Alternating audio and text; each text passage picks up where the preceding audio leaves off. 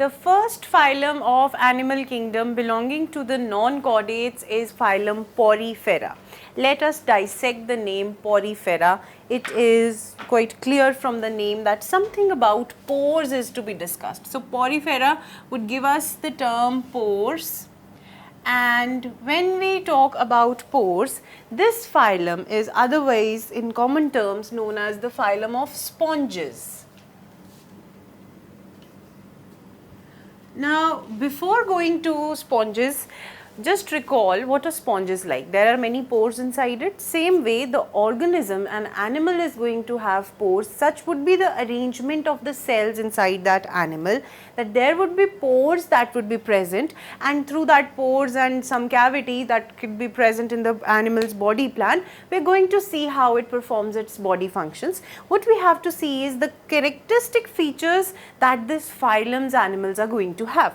Okay. Now, first thing, in any phylum, whichever we are going to study now, you have to remember the things which are mentioned over here after understanding them. The first thing is that they are primitive. That means they are not highly advanced. They are multicellular. It is not going to be a single celled sponge ever. They would be multicellular, because whatever we have read till now, we did see that there was unicellular fungi, some algae were unicellular, but in the case of animals over here, we are going to see the multicellular animals which are primitive, and they belong to phylum Porifera, in which we have pores.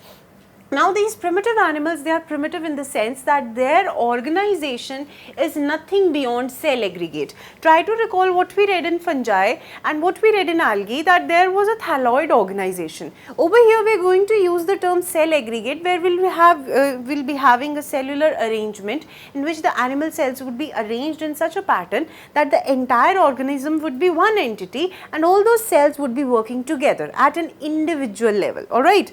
Now, when I say this cellular level, I need to make it clear to you that take your own example, take any animal's example, considering dog's example or our own example. We have that animal that is having organs, then it is having basically organ system. If we talk about its digestive system, then it is having organs inside that system. Those organs are made up of tissues, and those tissues are what? They are aggregates of cells which are working together for one function. That means a group of cells doing one particular function is known as a tissue. Over here, we do not have tissue level organization. What is the reason for that? That individual cell is working as an entity for the organism. Now, when I say that this is one sponge, as you can see over here, I have listed some examples. This is one sponge. What it is going to have inside it is that it will have all the cells arranged in such a manner that this entire entity looks like one organism, and it is one organism, not just it looks like, it is actually an animal, but that animal has cell aggregate plan. So, we have cellular level. The multicellular organism is having cells which are working individually, not under a tissue name, you can say. They are working individually for a common cause. Okay, the common cause would not put them in the category of tissues. Then they are asymmetrical. So, we are done with the grade of organization, we are done with the symmetry. This is the only phylum that is asymmetrical. Take a sponge, cut it, and you will not find any point of dissection, or you can say any plane of dissection that would divide the organism into two equal parts. Most of them, they are asymmetrical. They are going to be found in water, they are marine, and there is cellular level, we have talked about it. Then we have water canal system. Before we go into water canal system, let us see the few examples that are here. One is spongilla, other is Leukocylenia, we have Euplectella, we have Sypha. These are the sponges, they are marine, few of them are freshwater, and few of them are, most of them are marine. We have freshwater sponge known as spongilla, we have Euspongia, we have the simplest sponge that we study, that is Cycon, and Leukocylenia, you will be surprised to know that it is a sort of best example to study the sponges, because when we study sponge, we have to deal with few things. One is that they are going to have spicules on their body. Okay, these spicules are otherwise known as spongin fibers, and you have to remember one thing, that they are siliceous in nature. Alright, that means they are made up of silica. Now, something that is made up of sand sort of substance. Now, what we have to see over here is that the skeleton has been talked about. This is the skeleton. You can say it is making the sponge hard. Now, what you see over here is the basic arrangement of the sponge. We will see about it. We are going to deal next with water canal system that I said that we will discuss. But before discussing the water canal system, we are going to take the example of Leukocylenia, the best example that can make us understand the general characteristics of a sponge. What you see over here is that there are many pores which are present, termed as ostium. Singular is ostium, plural is ostia. So, we have ostia, those are the pores, and we have osculum. Now, this osculum is the mouth, you can say. Now, it is not mouth, first thing, but we can term it as mouth. Why it is not mouth? Because mouth is an organ.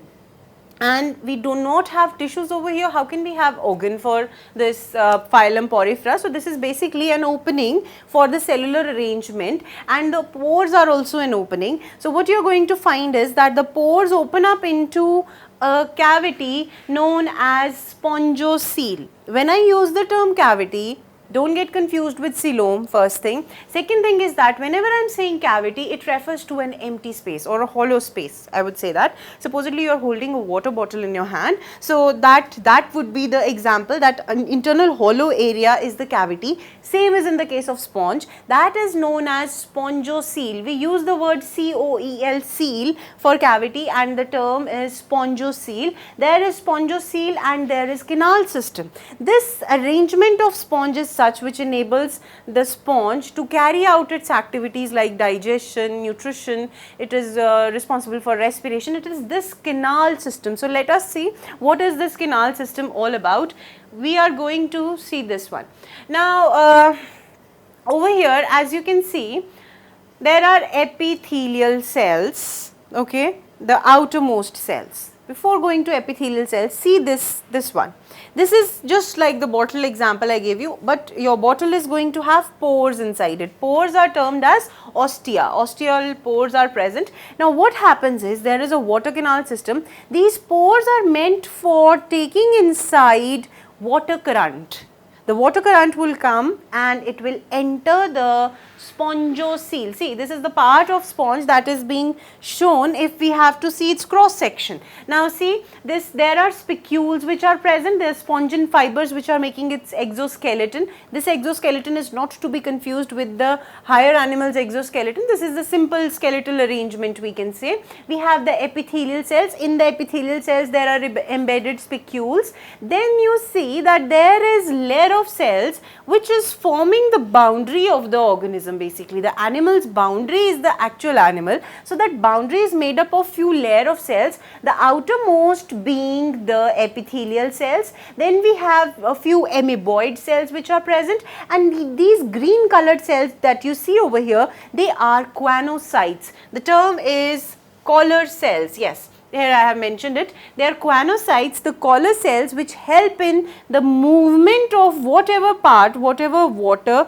whatever fluid that has entered into the spongocoel. This particular cavity which has entered, which has taken in the water current that has come, that movement of that water current towards the opening known as osculum is carried out by these collar cells. Now, what you have to remember is that the characteristic feature of these sponges, first one is the spicules, okay. Second one are the collar cells. If you are being asked about cells, these pore cells, ostia, not ostia.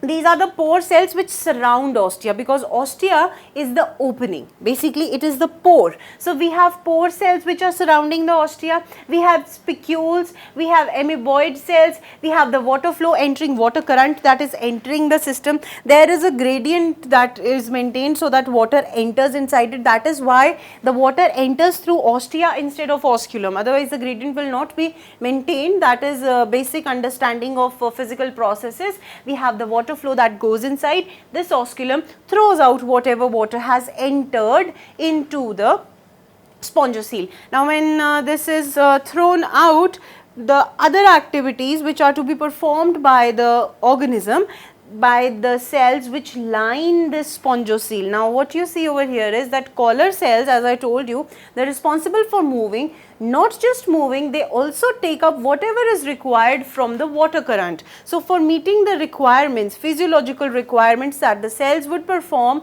this particular water current is passing through the spongocoel, and the cells which are lining the spongocoel, they are going to take up whatever requirement they have, and from the water current it would be taken by the cells, and it could be respiration, it could be nutrition that is being taken care of by this water current in the cells. And you see in this diagram a small bud. When I come to small bud, that means next thing that I am going to consider is the reproduction, how the reproduction takes place. First of all, we are going to deal with this term, hermaphrodite. Whenever I say hermaphrodite, it is you can say this is synonymous with another term, that is monoecious, okay, or with another term that is bisexual. Now in this case you are going to use hermaphrodite only, you will not use monoecious and bisexual, but you need to know each term individually, because you haven't read the reproduction chapter till now. You need to know what it is all about. Hermaphrodite refers to a condition when both the sex organs are present within the same body. Alright, that the male gametes and the female gametes would be formed in the same body. And to be very, very vernacular in putting this thing, it would be that sexes are not separate. If the sexes are not separate, how can you see that a male or female sponge would be there? So they do not have sexual dimorphism as well. What is sexual dimorphism? We'll come to that when some organism we are discussing, it will have sexual dimorphism. For now what we have to discuss is what is hermaphrodite. It would be that animal which does not have separate sexes, and with that I mean the same organism would house the female sex organ and the same one would be having the male sex organs as well. The other term for this is monoecious, which is specifically used in the case of plants. Now what is monoecious condition? Break this word, it will be easier for you. Oecium basically refers to a condition of house, okay. Oecium is house. This is the best way. What is oecium? Oecium is house. Whenever I say monoecious, that means a single house for both male and female. So monoecious condition would be when the both male and female sex organs are present in the same body. Bisexual, that means two sex conditions are present in same organ. Do keep in mind these two terms. Okay, moving further, coming back to the actual topic that we are dealing with, that is the reproduction in sponges. They are hermaphrodites. That means within this part you are going to see some cell would act as the site of male gamete formation and some would act as the site of female gamete formation, and the sexual reproduction takes place by both male and female gamete coming in close proximity in the water system only and then giving rise to a zygote. Talk about asexual reproduction, we did talk about bud, we saw a bud coming out of it. The fragmentation method is also used. And the last one is that, is the development direct or indirect? Now what does that mean? See, when we deal with development, there are two types of development. I am clearing it up. See, the development of an organism is from its stage of zygote, then embryo development, then there is formation of larva, if there is formation of larva or not, and then adult. That are the various stages of development, and that is what we study in development. Development is of two types. One is direct development and other is indirect development. Now what is direct development and indirect development? You can make it out. Direct development is that from the earlier stages of life, which could be embryonic, the organism will be similar to what it looks like in the case of adult. Take your own example.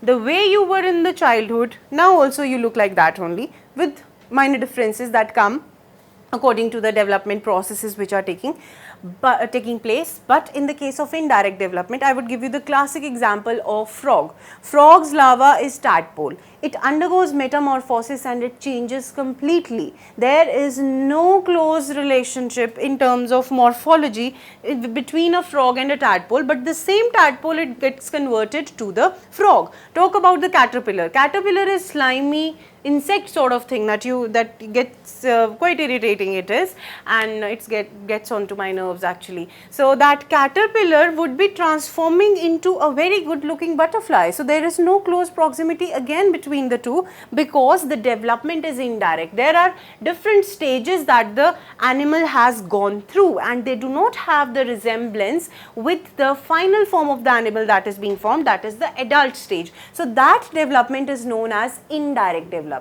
Now coming back to our sponges from where we started, whether these sponges have a direct development or indirect development. They have indirect development. As you can see, I have mentioned larva. Yes, they are present. There are different types of larva that could be present. You have to remember two names. One is Amphiblastula and other is Rhagon.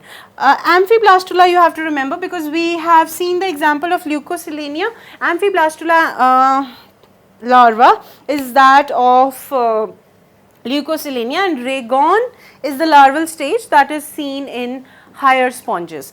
So I guess this is enough for understanding how the sponges they fall into the category of Phylum Polyphera. And from from understanding the example of Leukocylenia, what all is present inside it, you are very well aware now of the characteristic features of Phylum Polyphera. So supposedly next time you are seeing an organism, you see such arrangement, do feel free to put it under Phylum Porifera and give it whatever name you want to, because still we are dealing with the diversity of life. It is ultimately all these things are going to point towards a stage where we are classifying the organism. So we start with the first classification of the animal kingdom, that is Phylum Porifera. Quite simple. I hope it's clear.